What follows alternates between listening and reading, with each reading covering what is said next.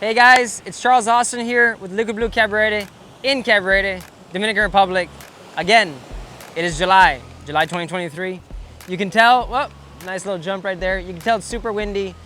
Perfect conditions for learning, perfect conditions for riding, perfect conditions to just have some fun. So this month has been a little bit of a series on talking about tricks and what we can do to sort of practice more and develop our skills and refine them even further. So I got my wing pack put up right back here. And today we're gonna do a bit of a freestyle session out on the water where we're just gonna be riding, mowing the lawn, doing some transitions, maybe some jumps, some 360s, just messing around. But something that I want to show here and remind people about, which I mentioned before, is the fact of, let me just get this around, is the fact of practicing tricks on the beach before doing them out in the water. And some people say it might be foolish or whatever it is, but there's many tricks. For example, the inverted wing, which we'll have some B-roll of it, and I'll also show you here on the beach, or even the 360 that I've practiced here on the beach before doing it, or on land better. You might not be at a beach, but on land better, and then practicing it out in the water. So, for example, today we're gonna be doing some, let's say some transitions. So even here, if I'm doing a transition of where I'm riding to shore, but then I'm gonna wanna do a tack or a jibe back, I can do this. I can practice the wing control that's gonna be required here on the beach. So as you can tell, it's pretty windy. I'm getting pulled. I'm on a 4.5. It's blowing maybe 18 to 22 knots, roughly. And I wanna start practicing some tacks or jibes. Here I can get the basics down of what it might be somewhat like on water, but of course I'm not gonna be on foil. So here I'm riding, I'm gonna do a tack where I'm gonna go up into the wind and then I'm gonna come around and go out to sea. But how am I gonna practice that here on the beach? Well, if I'm gonna be riding, so I'm gonna pretend like I have some speed so I feel the power, and now I wanna go back around.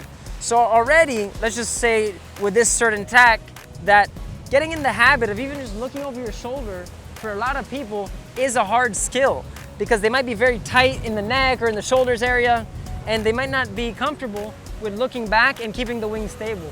So even just flying and trying to get my head back as far back as possible, keeping that wing in the same position already might be an exercise that can be sufficient to get me started on the path of doing this trick.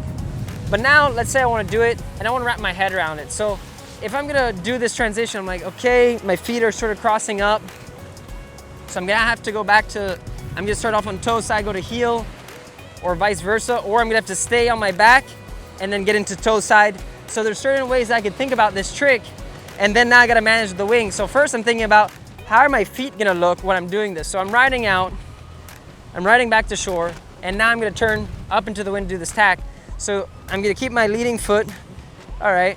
So that means I'm gonna come out like this in the end. I'm gonna be in toe side.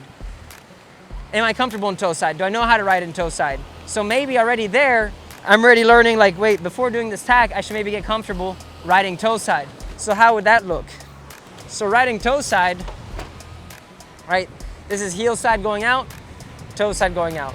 So if I'm not used to this position already, then that other trick might be a bit too advanced. So I might actually have to sort of break this trick down into other building blocks that will make it that it's achievable and essentially safer progression and even maybe a quicker progression because you're gonna have the right basic building blocks to build up into these tricks. So let's just say getting comfortable riding toe side, which I see a lot of people are not comfortable. In this video, it's gonna be a bit mixed where we're gonna show you all types of different transitions and maybe comment about them. For example, when you're riding toe side, if you're ever gonna wanna do a transition out of this to get back to heel side, how's that gonna look?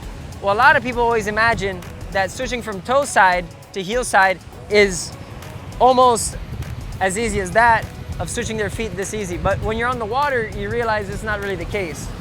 So a lot of times when we're teaching how to transition, how to get into toe side, and then even how to switch your feet from toe sided back to heel sided or turn yourself around, there's a few steps that go into it. And in this video, like I said, we won't go too in depth. We will be showing footage so you have an idea. But we're gonna do all types of different transitions, some fun turns that we know, just so you have an idea of how we practice and then how we build up our repertoire of tricks out in the water. But let's just talk about the toe side one. So when we're toe side, we're riding here, our body's twisted. It's sometimes hard for us to pull our bodies up into the wind, but getting comfortable with that and then maintaining a good wind control is gonna be the key. And then from here, simply, whenever you're gonna wanna transition back around, you're gonna wanna put weight down on your front foot, and simultaneously, as you put that weight down on your front foot, you're gonna wanna switch your feet all in one motion. And how does that look in the water? Well, you're gonna see the footage, but essentially getting into that habit of doing it all in one motion. So we're riding, we got our wings stable, nicely above our heads, not too much in front, down and in front of us where it's just pulling us forward, right? You see that, how much it wants to pull me. Keeping it nicely above my head where it's catching some wind, but it's not sort of pulling me too much.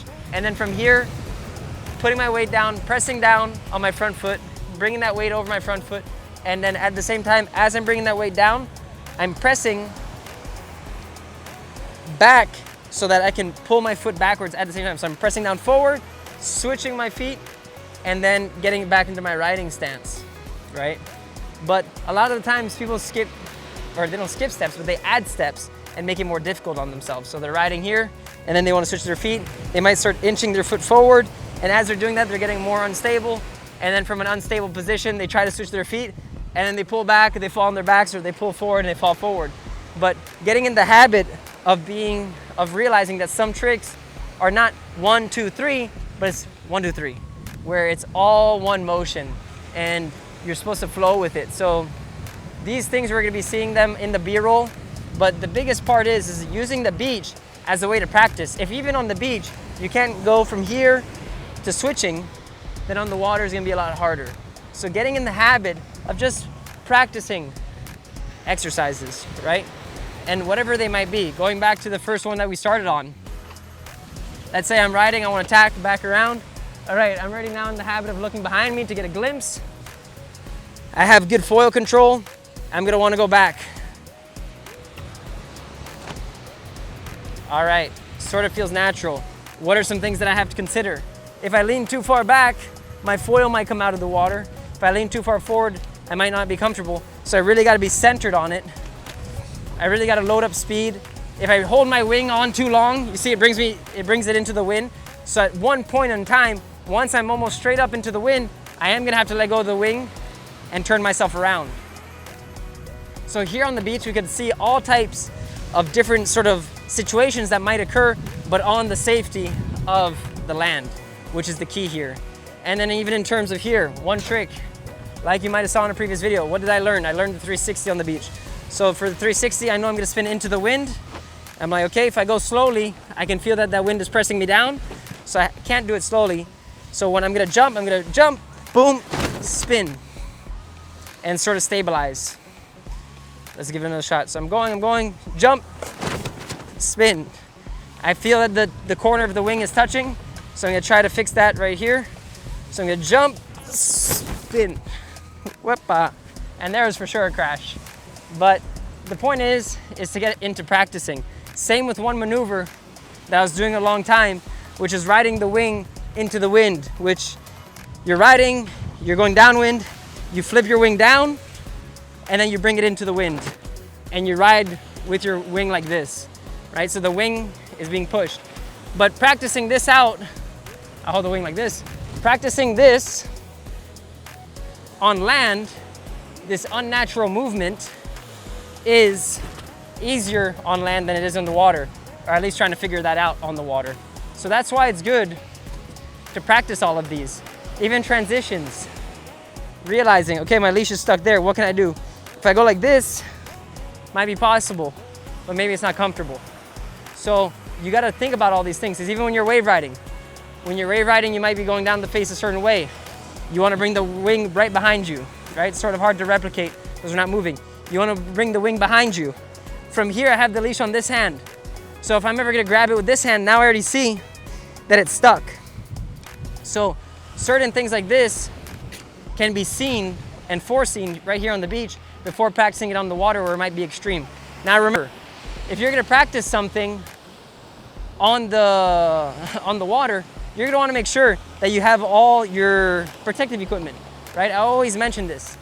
You wanna make sure that you have your helmet. You wanna make sure you have your impact vest, and I use a long sleeve Lycra more for the sun. But you wanna make sure you have all this gear so that you're protected when you're testing out new tricks. And I always go back to it, visualization, whether it's just with nothing, just in your own mind, whether it's also watching some videos like this one, or seeing photos, or even if you're lucky enough, seeing other people who are practicing. There you can learn a lot and really get an idea of what it takes to do something before even practicing it at all. And even I find that spending time here on land is a form of practice that has to be considered. A lot of the times people just want to get out in the water and try things, but it's one way to get hurt. So you want to try to build your way up into any sort of progression you're doing before trying to skip steps and then things happen to you one way or another. And then also the worst is if you ever do get hurt because you didn't use protective equipment or whatever it might be, then this is not fun at all. So with that being said, guys, if you got to this point of the video, we're probably gonna end it with some B-roll of us riding. But also throughout the video, I hope you learned some sort of thoughts behind, and you can tell how windy it is right now. Just get this down here. Whoop-a. And apologies for this, guys. Just gonna tighten up my wing. All right, it's not gonna go anywhere. So with that being said, is that I hope with this video, even though it's a little bit all over the place, it gives you an idea of the benefits of practicing things here on the beach or on the land, so that you can sort of get an idea of what to expect when you're out there on the water, because it does translate. Of course, not one-to-one, because you're on a foil, you're in the ocean, or you're on the water, and there's different elements to consider, but it's for sure a great way to sort of build in a safe manner. And with that being said, we're gonna add some B-roll, or we've already added some B-roll throughout this video that gives you an idea of specific tricks and tacks that we like to mess around with. And then we might be able to see how, in theory, you're able to translate that right here on the beach into the water.